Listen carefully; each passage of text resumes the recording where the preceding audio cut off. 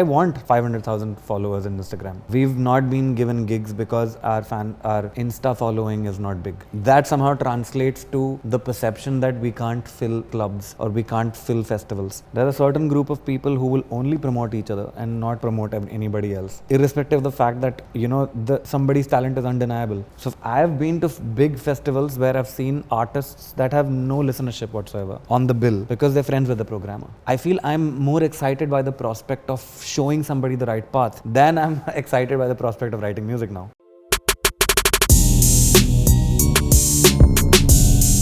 Anand, do you think as a musician you have a certain responsibility towards your fellow musicians, up and coming artists, and also the industry as a whole?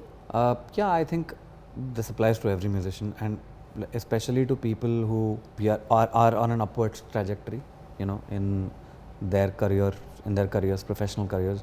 Especially like if you're working on a project, on decently sized projects where, you're working with everybody who's like sort of bigger than you in stature, in terms of in terms of their professions. It also automatically puts you in a position of power, right? You have the power to sort of give opportunities. And when I say give opportunities, I don't mean it in a benevolent dictator perspective. Like, it's about you considering somebody's talent, worthy of being a part of your project by virtue of them being talented enough. For me, when I work with my friends, and when I think that somebody is really talented, something in me says that I owe this person a song. I owe this person a good song. And like a lot of my, vocalist friends who have sung who have done duets with. So I am also a singer for hire for other composers. So sometimes I meet them in those sessions. When I do a certain thing in a song, I'm like, man, I want to give her a good song or give him a good song. Like, I want them to sing an amazing song of mine, a song that I think is amazing, and I think their voice will do justice to the song. I mean, this is just an example, right? Similarly, I feel like, when you're growing, the upwind it creates should uplift others as well. And I completely do not mean it as from an arrogant point of view. I just feel that we should not forget our friends. We should not forget who we grew up with. We should not forget our roots. Never. And everybody who's been, with me since the beginning of my journey will stand to benefit from my growth. It's something that I believe. Others may or may not believe it, may or may not want to believe in it, but I think they should. Because,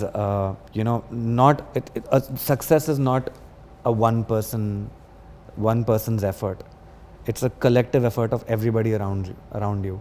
And if after achieving success, if you forget those who started with you, then that success means nothing. You're trampling over their skills to achieve. You're kind of using their skills to achieve your goals.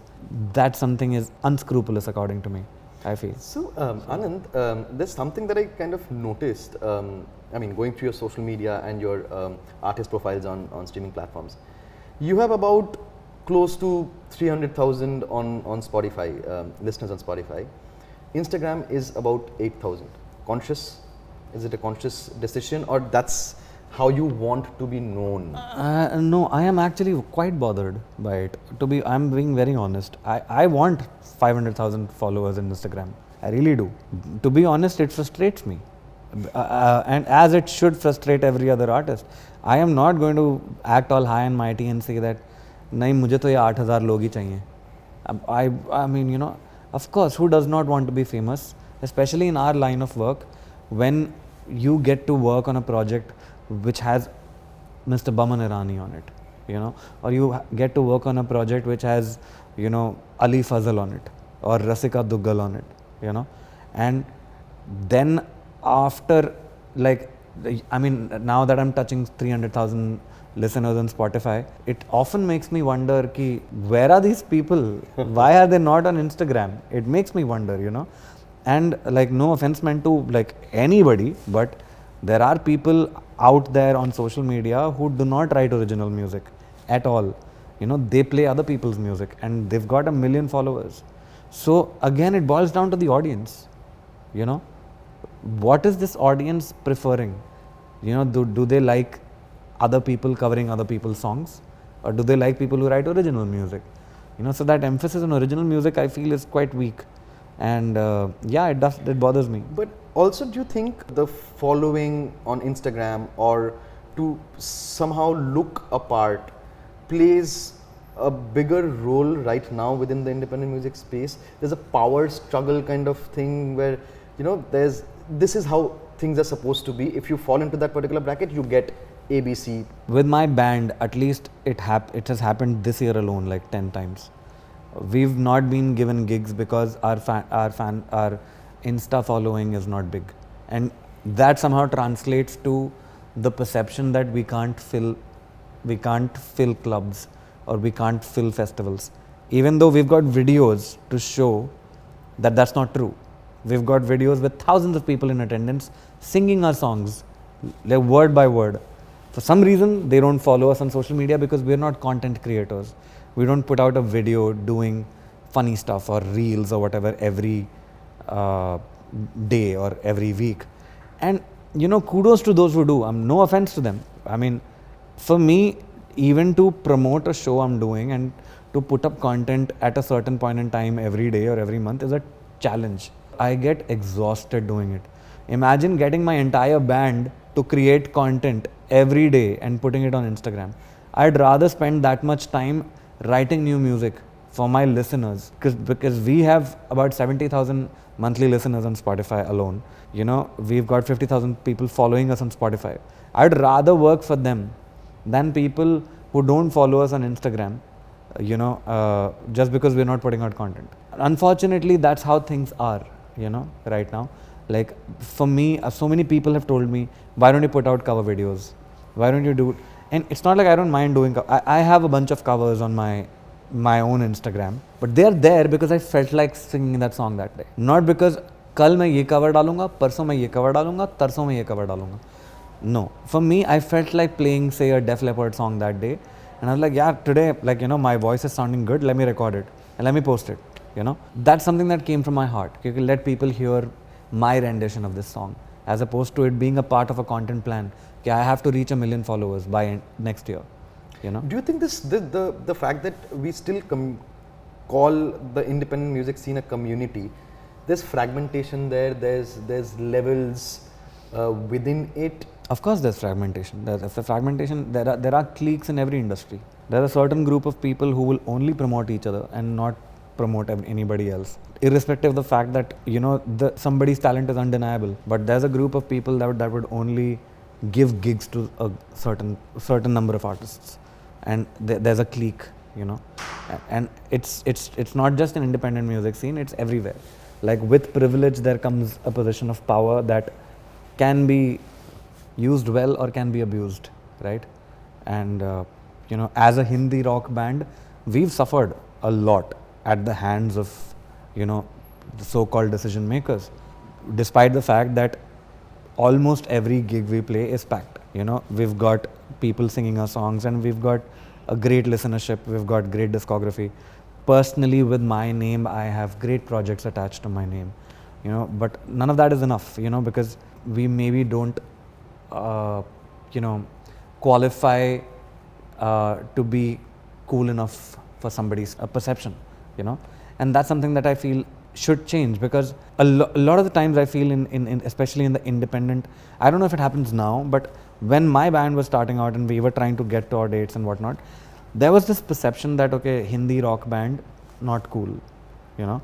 And maybe a lot of people may not talk very openly about it, but I really don't care. Well, the thing is that there is this perception that Hindi rock band not cool. Now Hindi rock is coming up. There are amazing bands out there. Daira, Parvaz, you know, Koshish, Paradigm Shift. There are amazing bands out there who are writing music in Hindi, writing rock music in Hindi, and people are like really warming up to that idea. You know, there was a time when programmers would give slots to artists that they listen to and not necessarily what the audience is listening to. So I have been to big festivals where I've seen artists that have no listenership whatsoever on the bill because they're friends with the programmer. You know what I mean? Yep.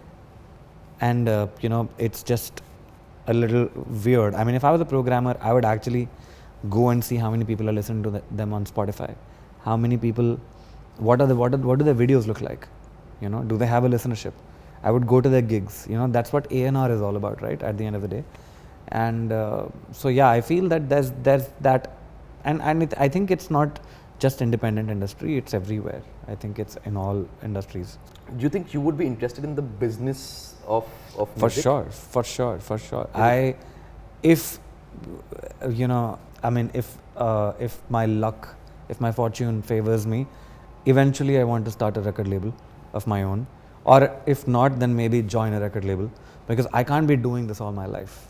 You know, I'm already 40, and I've got maybe another 10-15 years left to my career, and I want to do as much as I can as a composer, as a singer, and then I want to get into the business side of it and develop artists.